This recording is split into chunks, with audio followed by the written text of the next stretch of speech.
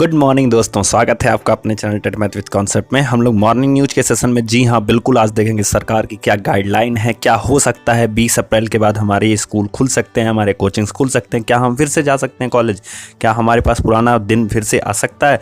तो दोस्तों ये सारे न्यूज़ जानने के लिए हम बहुत ध्यान से देखेंगे। मैं आपको बता दूँ सरकार की गाइडलाइन किस पे मिलेगी छूट, क्या चीज़ें बंद होंगी, क्या कॉलेज खुल सकता है, और हम फाइनली पढ़ेंगे कि हम अपने सेमेस्टर की तैयारी को कैसे जारी रख सकते हैं। इस सब चीज़ों के बारे में हम शुरू करते हैं। तो पहले मैं बताता हूँ आपको अपने सेमेस्टर की तैयारी के लिए करना क्या है। तो आप क्या करो, जब तक एग्ज़ाम आपके नहीं हो रहे हैं फर्स्ट सेमेस्टर के या थर्ड सेमेस्टर के, ठीक है, आप क्या करो हर 3 दिन पर अपने पिछले सेमेस्टर के बारे में एक बार ज़रूर दोहराएं दोस्तों। दूसरा जो लिखा गया है, जो विषय पिछले सेमेस्टर के कमज़ोर रह गए हों उन्हें ज़रूर पढ़ें, ठीक है। जैसे मान लो कुछ बच्चों की मैथमेटिक्स कमज़ोर रह गई, कुछ की साइंस, कुछ की संस्कृत, कुछ की हिंदी, तो वो लोग से रिकमेंडेशन इतनी ही है कि आप लोग अपने उन चीज़ों को ज़रूर से ज़रूर पढ़ें और उनको रिवाइज करने की कोशिश करें। उसके बाद दिया गया अपने वर्तमान सेमेस्टर यानी कि अपने सेकंड और फोर्थ सेमेस्टर की पढ़ाई टेट मैथ विद कॉन्सेप्ट चैनल से कर सकते हैं, यानी इसी चैनल से दोस्तों कर सकते हैं। और अगर ज़्यादा जानकारी के लिए आप डिस्क्रिप्शन बॉक्स में जाके पूरी लिंक को देख सकते हैं। लिंक पे क्लिक कीजिए, आपको पूरा का पूरा वीडियो मिल जाएगा। सारे चैप्टर से सारी एजुकेशन की बुक आपको पढ़ाई गई है। मैथमेटिक्स पढ़ाई जा रही है, इंग्लिश पढ़ाई जा रही है दोस्तों, इंग्लिश पढ़ाई जा रही है दोस्तों। उसके बाद दिया गया है वो भी शेड्यूल के अकॉर्डिंग पढ़ाया जा रहा है दोस्तों। सोमवार, मंगलवार, बुधवार मैथमेटिक्स चलती है आपकी। उसके बाद बुधवार के बाद बृहस्पतिवार, शुक्रवार और शनिवार आपकी इंग्लिश चलती है दोस्तों। तो प्लीज़ इन सब चीज़ों शेड्यूल के अकॉर्डिंग थोड़ा सा हम चल रहे हैं और शेड्यूल के अकॉर्डिंग सारी चीज़ें पढ़ाई जा रही हैं और अभी से पढ़ते रहोगे, क्योंकि देखो ये समय जो निकल जाएगा वो वापस नहीं आएगा। क्या आप सोच के देखो कि आपके सेमेस्टर में क्या अभी जो 1 महीना निकल जाएगा, 2 महीना, वो आपके इस सेमेस्टर में वापस नहीं आएगा। इसलिए आपको अपनी वर्तमान पढ़ाई को तुरंत ही करनी है, क्योंकि सरकार आपका वेट नहीं करेगी कि आप पढ़ लो तब एग्जाम देना। सरकार तो एग्जाम ले लेगी जब भी फ्री होगी, ठीक है। तो इसलिए आपको अपनी चीज़ों पे खुद से ध्यान देना है, खुद से चीज़ों को इम्प्लीमेंट के लिए लगाना पड़ेगा दोस्तों, ठीक है। एंड सबसे महत्वपूर्ण तैयारी क्या है कि अपना टाइम टेबल बनाइए। सुबह में आप उठते हो, अगर आपको ये नहीं पता है कि मुझे अगली सुबह उठ के करना क्या है, देन ये समझ लो कि आप अपने टाइम को सिर्फ बर्बाद कर रहे हो। आपके पास हर अगले दिन का, अगले मोमेंट का, अगले दिन का, अगले घंटे का प्लान होना चाहिए कि इस टाइम पे मैं ये करूंगा, इस टाइम पे मैं ये करूंगा, इस टाइम पे मैं ये करूंगा। सो प्लीज़ दोस्तों मेरी पूरी रिक्वेस्ट है कि आप अपनी टाइम टेबल बनाओ, किस अकॉर्डिंग कैसे चीज़ें पढ़ सकते हो आप, कैसे चीज़ों को आपको पढ़ना चाहिए, उसके टाइम टेबल खुद से बनाओ, क्योंकि आप अपने आप को बेहतर जानते हो हमसे। इसलिए अपनी टाइम टेबल खुद बनाओ, कब आपको मैथमेटिक्स पढ़नी है, कब आपको क्या पढ़ना है। कम से कम 4-5 घंटे अपने लिए तो निकाल के दो।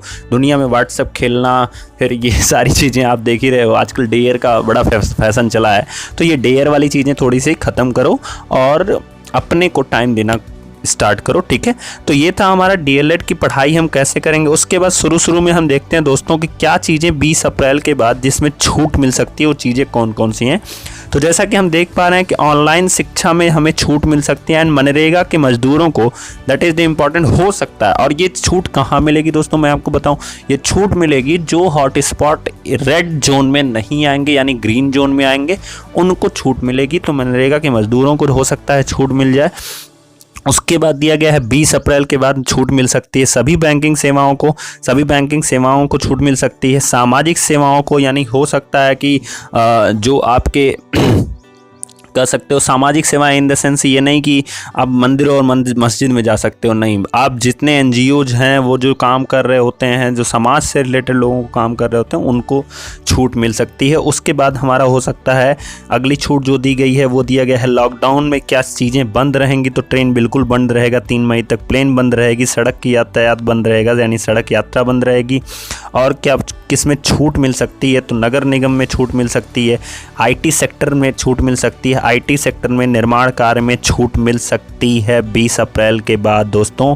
तो जिनका घर और बन रहा है उनका भी काम हो सकता है, तो ये सारी चीज़ें छूट मिल सकती हैं। उसके बाद हमारे स्कूल खुल सकते हैं कि नहीं, तो देखो दोस्तों बिल्कुल हमारा स्कूल, मैं आपको कई बार बताया हूँ, यूपी गवर्नमेंट के अकॉर्डिंग तो 15 मई तक ये स्कूल बंद रहते हैं। बट कुछ दोस्त बहुत ज़्यादा परेशान रहते हैं, सर ये क्या हो सकता है, छूट कल मिल जाए या 20 अप्रैल को छूट मिल जाए, हो सकता है चीज़ें चलने लगे। फैक्ट्रियाँ बंद हो सकती हैं आपकी, बंद रहेंगी बिल्कुल, रेस्तरां और होटल ये सब चीज़ें बंद रहेंगी। तो दोस्तों ये सारी चीज़ें बंद रहेंगी, तो प्लीज़ आप लोग परेशान मत होइए। प्लान कीजिए, बिकॉज आपका स्कूल और कॉलेज बंद है तो आपको डीएलएड की प्लान करनी पड़ेगी। तो ये डीएलएड की चीज़ों को प्लान कीजिए। एंड जिन दोस्तों का सीटेट आपका आ रहा है उन दोस्तों का सीटेट की गारंटी अभी बिल्कुल वही डेट है, आप इसलिए तैयारी बिल्कुल बनाए रखो, उसमें कोई मरम्मत नहीं होने वाली है। अगर ये महामारी थम जाती है, रुक जाती है, तो आपका सीटेट बिल्कुल होगा उसी डेट पे। अगर ये चीज़ें बढ़ जाती है तो आपको उस चीज़ की टाइम मिल जाएगा। तो अच्छी बात है, अभी तैयारी किए रहेंगे, हमें टाइम मिलेगा तो हम और ज़्यादा तैयारी करेंगे, ठीक है। तो ये चीज़ें को हमें फोकस करते हुए आज के लिए इतना ही ये सेशन था। अगर आप चैनल पर पहली बार आए हो तो please subscribe, like and share channel.